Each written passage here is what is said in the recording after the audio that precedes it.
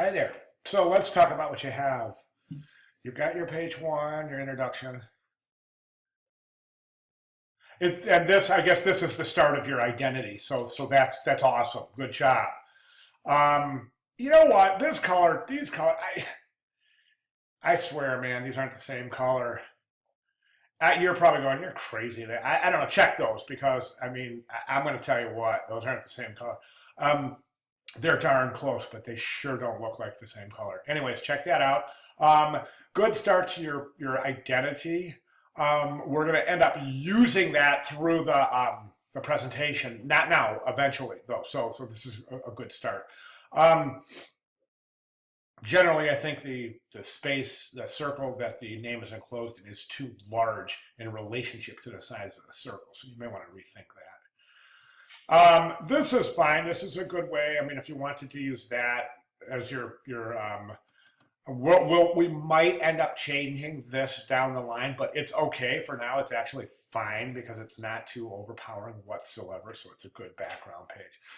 So your resume, you have your personal identity section. One tip is that anytime you have any page that you want, a page with a white background that you want to present on a white background, such as this resume is printed on a white background and you want to present it on this white background, you just want to come in here and just draw a little hairline stroke around the size of the original document. So I'm guessing, I don't know what it is.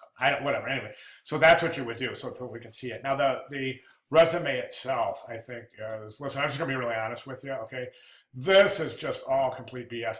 No, it's not BS. No, I mean it's what your job was. But in terms of people aren't going to read this, they're going to look at this and go, "Bad usual resume BS," and that's the truth. I look at, oh geez, 300 resumes a week. And I'm going to tell you something. As an employer, you want to look at a resume. You want to see excellent organization. You want to see straight to the point.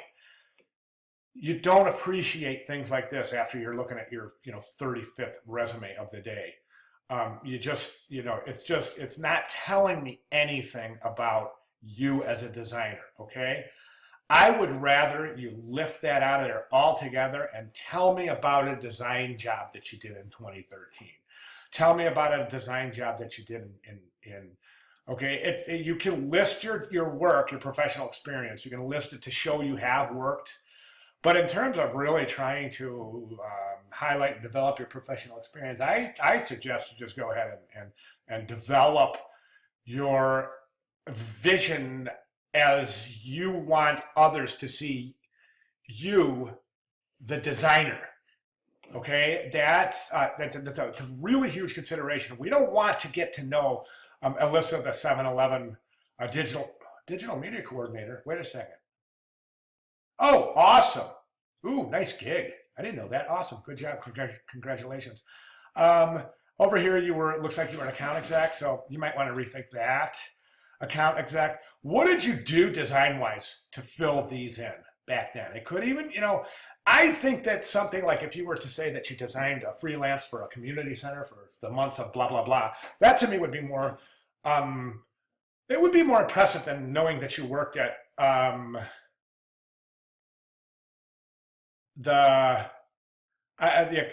you were an account executive for a year.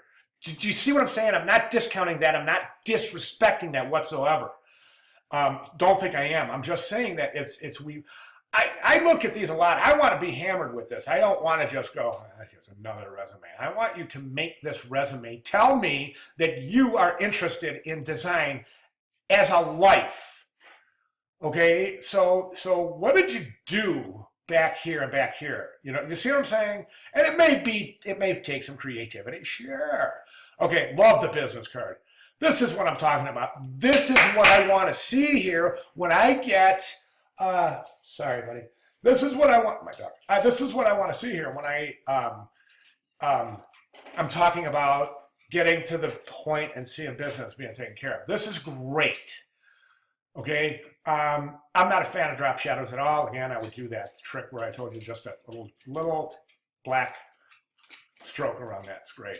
Personal identity website. This is not part of you. So this isn't part of your personal website as an identity. If we take a look at what's due this week, we see web page and publication design, right? So that's section 4, web and digital media. That's what that is. That has nothing to do with personal identity. Okay? Do you see what I'm saying?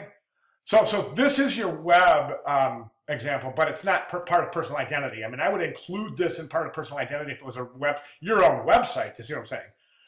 Okay,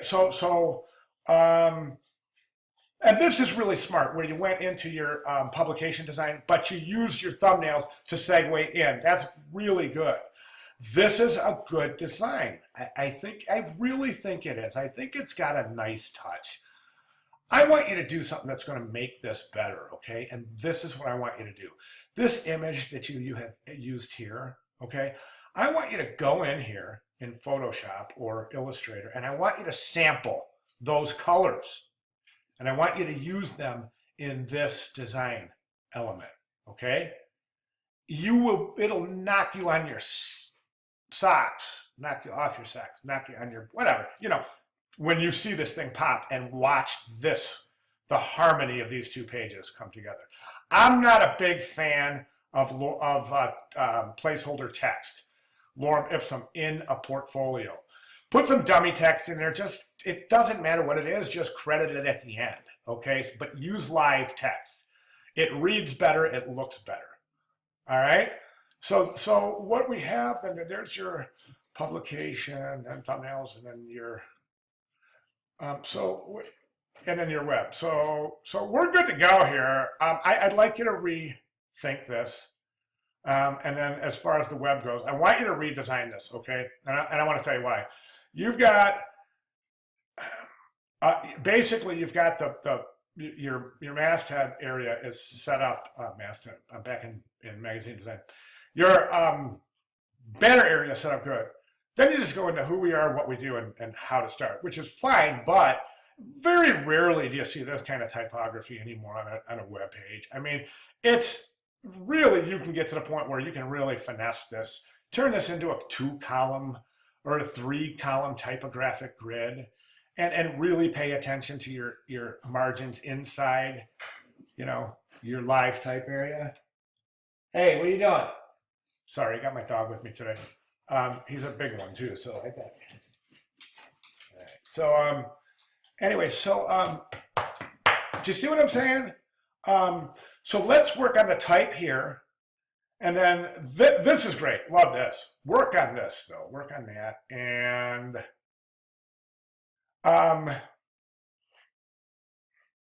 do you like sketching on graph paper?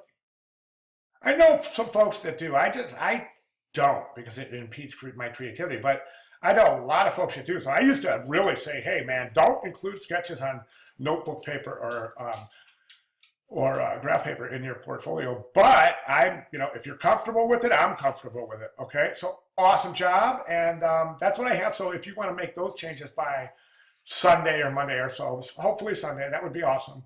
And then I know you're working on week 4 stuff too. So, all right, awesome. If you have any questions or comments or anything at all, if anything's not making sense, just give me a holler. All right, thanks for listening. Nice work.